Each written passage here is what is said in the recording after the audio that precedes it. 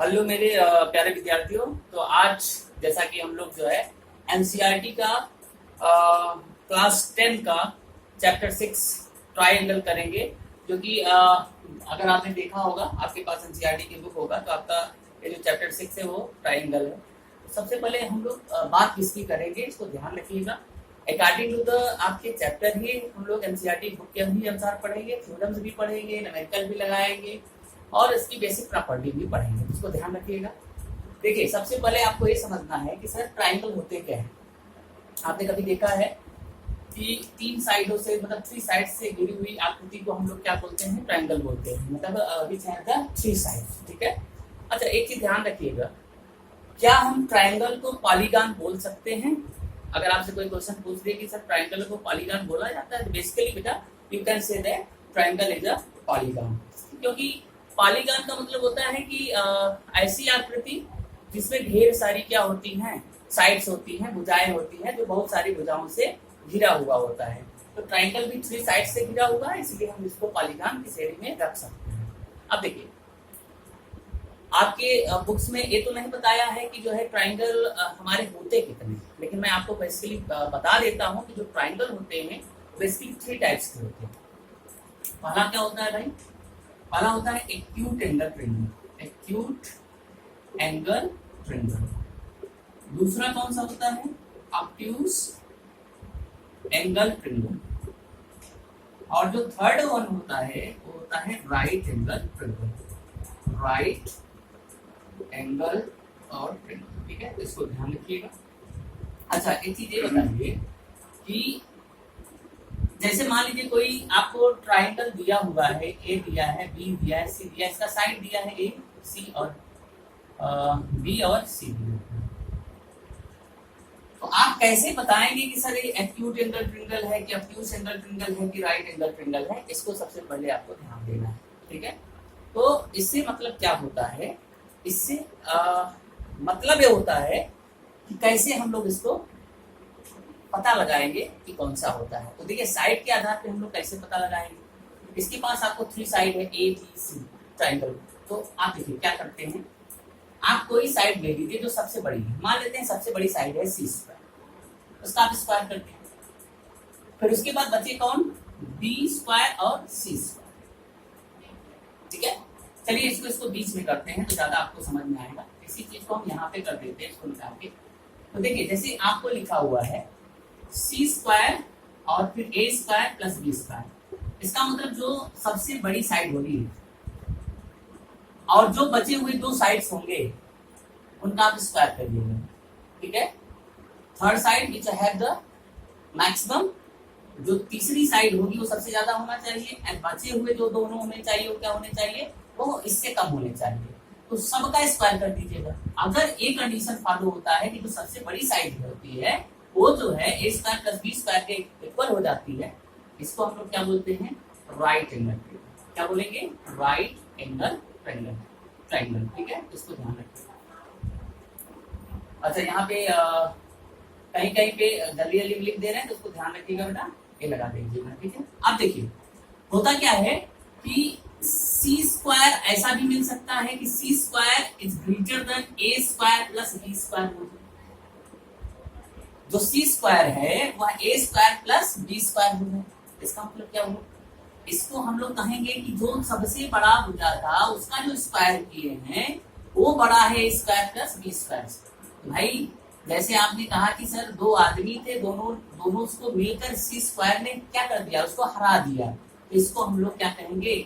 Obtuse angle triangle करते हैं। क्या करते हैं? ऑब्ट्यूज एंगल ट्रायंगल बोलते हैं। इसको ध्यान रखिएगा। और अगर यहीं पे आपको C square is less than A square plus B square अगर हो जाता है तो इसको हम लोग कहते हैं बेटा एक्यूट एंगल ट्रायंगल करते हैं। इसको ध्यान दीजिएगा। समझ में आ रहा है हम आपसे क्या बोल रहे हैं? इसको ध्यान रखिएगा, ये लगा दीजिएगा। ठीक है। तो इस तरह से हम लोग पहचान सकते हैं कि सर कौन सा एक्यूट एंगल ट्रायंगल होता है, कौन सा ऑब्ट्यूज एंगल ट्रायंगल होता है और कौन सा राइट एंगल ट्रायंगल होता है। ठीक है। तो इसको ध्यान रखिएगा, इस तरह से कर देंगे। ये तो आपको हम बेसिक पहचानने के लिए दे दिए, हालांकि आपके बुक में तो नहीं है, लेकिन मैं आपको एक इसका जानकारी आपको दे दिया हूँ। ठीक है। अब देखिए, जो सबसे इंपॉर्टेंट पॉइंट है वो आपके बुक्स में क्या है, सबसे पहले आपको देखना है सिमिलर एंगल ट्रायंगल। एक होता है सिमिलर और एक होता है कॉन्ग्रुएंट, ठीक है। अब ये क्या होता है, सिमिलर क्या होते हैं, कॉन्ग्रुएंट क्या होता है। अच्छा, जैसे मैंने आपको दो फिगर बनाया, एक ये फिगर बनाया और एक ये फिगर बनाया, एक ये फिगर बनाया और एक ये फिगर बनाया।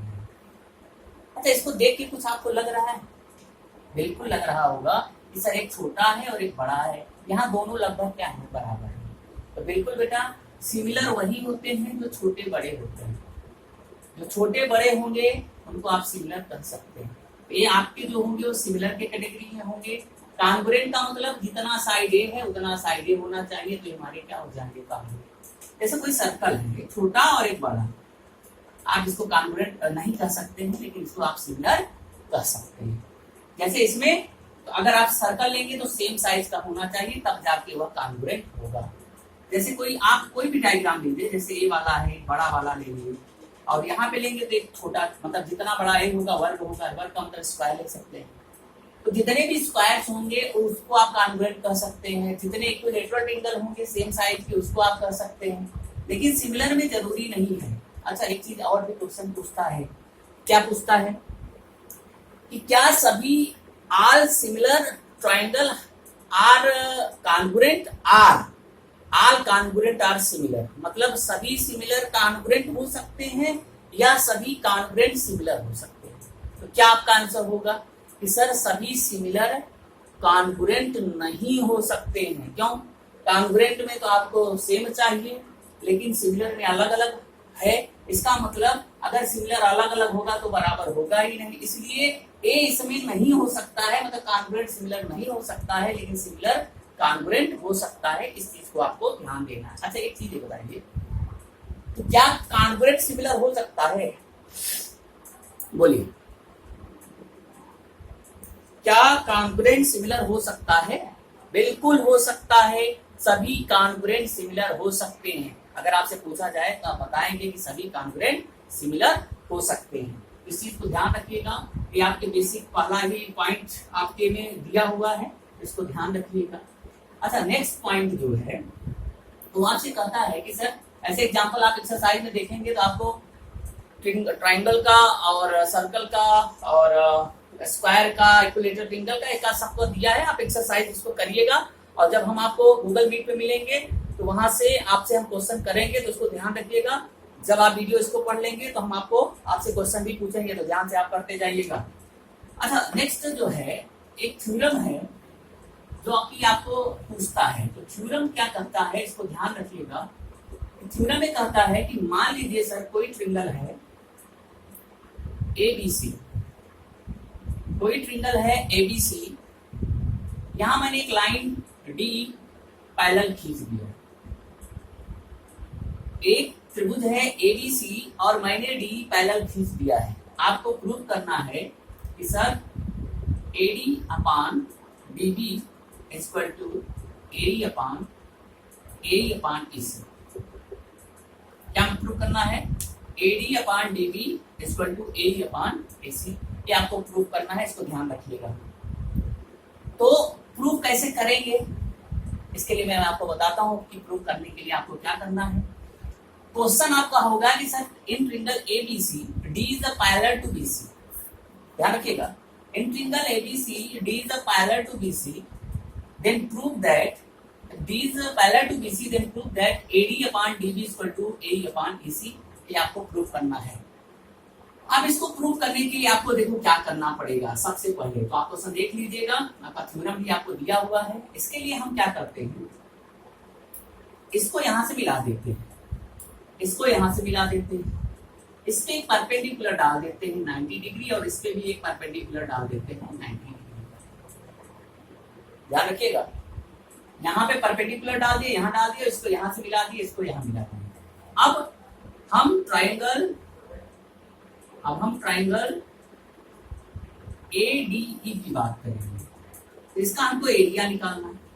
सबसे पहले एरिया निकालें, तो एरिया ADE का जो आप निकालने जा रहे हैं, ADE का area 1/2 into base into height होता है, ये आपको पता है, तो ध्यान रखिएगा।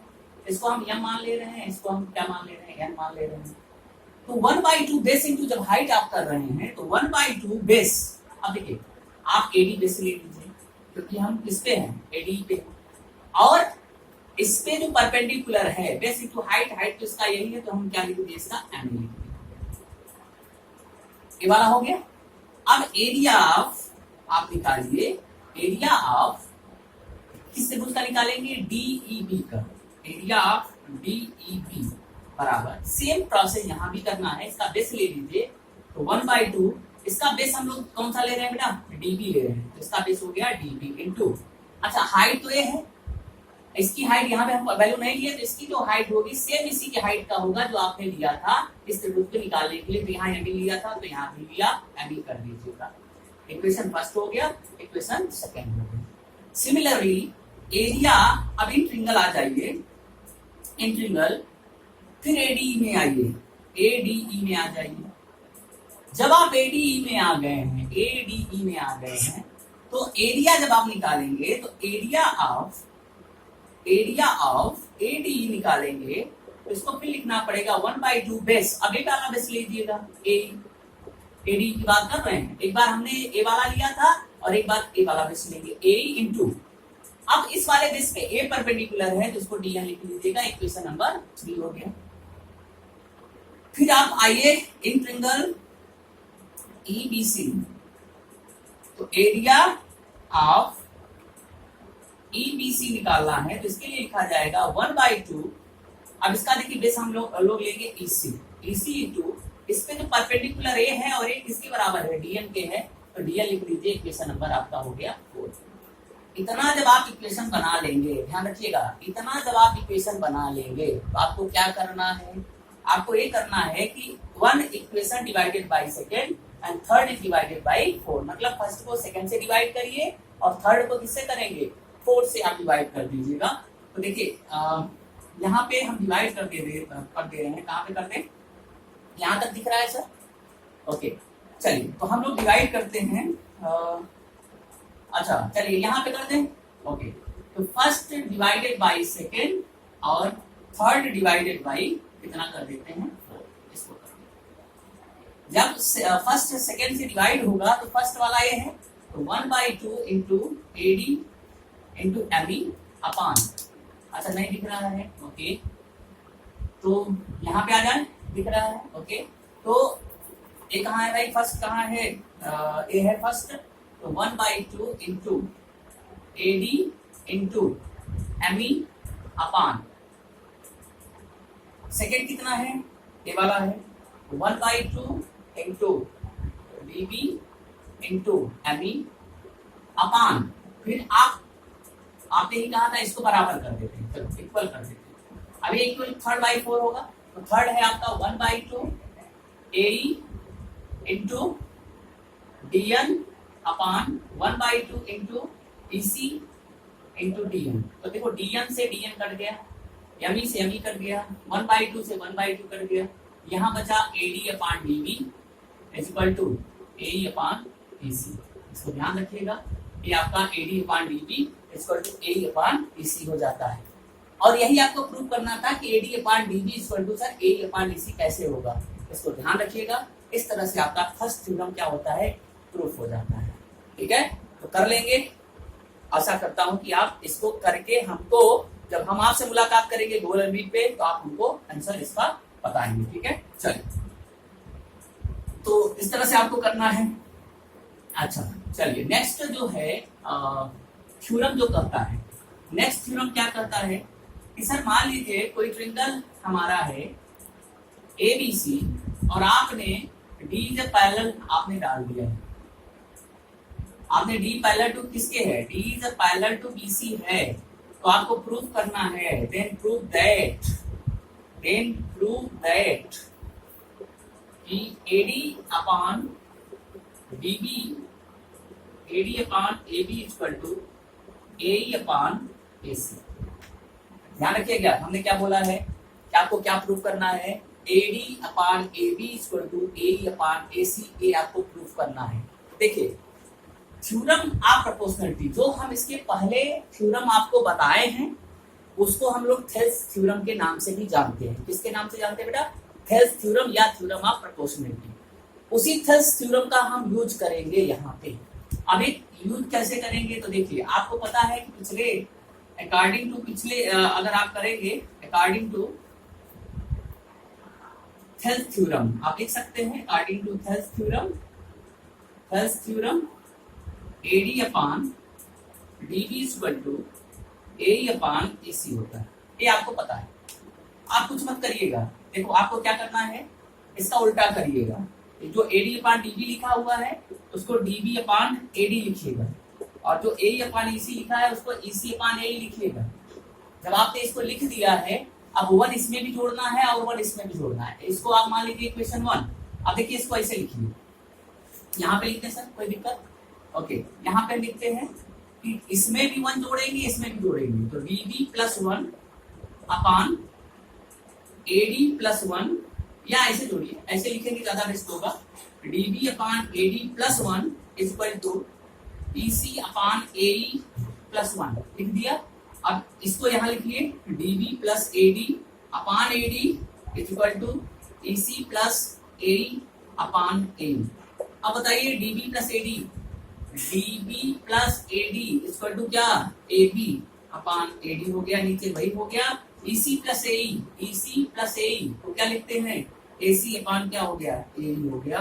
और यही तो आपको प्रूव करना था, या इसका उल्टा कर देंगे, AD upon AB equal to AE upon AC हो जाएगा, और ये चीज आपका प्रूफ हो जाएगा जो कि आपको करना था। ठीक है, एक बार देख लीजिए, अच्छे से इसको देख लीजिएगा, और इसको दोनों थ्योरम को आपको प्रूफ करना है। आप अपने कॉपी में इसको नोट कर लीजिएगा, तो नोट डाउन दिस।